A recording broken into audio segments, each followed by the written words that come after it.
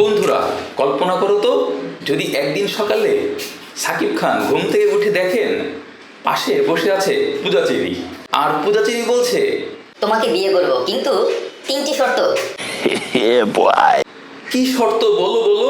আমি সিনেমার জন্য 100 শর্ত মেনে নিয়েছি, আর তোমার জন্য তো 3000 শর্ত মেনে নিব আমার সোনামণি।